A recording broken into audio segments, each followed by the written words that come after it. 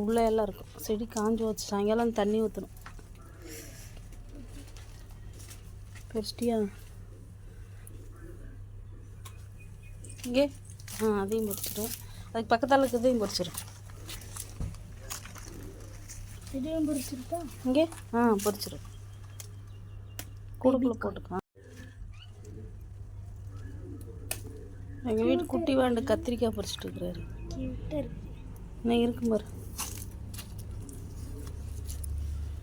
இதில் பிஞ்சாக இருக்குதா? இந்த இங்கே 2 இருக்கு பாரு. செடி பிடிச்சிருக்கக்கூடாது, காயை பிடிச்சிருக்கணும். பிடிச்சிட்டியா? செடி காஞ்சிச்சு வந்து தண்ணி ஊற்றணும். அது அதுக்குள்ளே ஒன்று இருக்கு பாரு.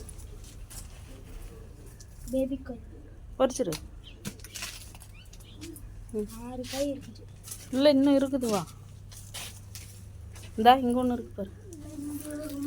இந்தா இங்கே ஒன்று இருக்குது, அங்கே ஒன்று இருக்குது. இதெல்லாம் பொறிக்கிற காய் தான். அந்த செடியில் ஒன்று இருக்குது பாரு. பாரு இதே மாதிரி அங்கே ஒரு ஃபஸ்ட்டில் ஒரு காய் இருக்குது. இந்தா இங்கே பாரு. இதனால பெருசாகவே இருக்கு. இந்த காய் பேபி காய் அது இருக்கட்டும், அதெல்லாம் இன்னும் பெருசாகும். இங்கே பாரு.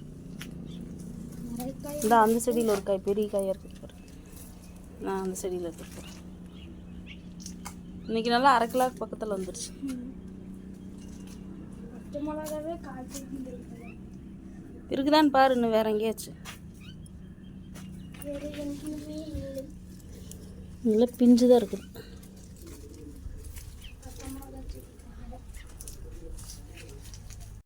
இங்கே பாருங்க எத்தனை காய் வந்துருச்சு. 12 காய். கிட்டத்தட்ட 1/2 கிலோவுக்கு மேலேயே வரும் போல். 1/2 கிலோ காய் வருது தாராளமாக. இப்போ அன்னைக்கு தானே பொறிச்சேன். அன்றைக்கி ஒரு 6 காய் பொறிச்சேன். பாருங்க எவ்வளோ காய் வந்துச்சு. இன்னும் இருக்குது. வரமிளகா அங்கே 2 இருக்குது. வரமிளகாயா? மிளகா பழுத்து போச்சு. மிளகாயே பொறிச்சு அன்றைக்கி தான் பொறிச்சேன். இன்னும் இருக்குது கத்திரிக்காய். அப்புறம் பொறிச்சிக்கலாம்.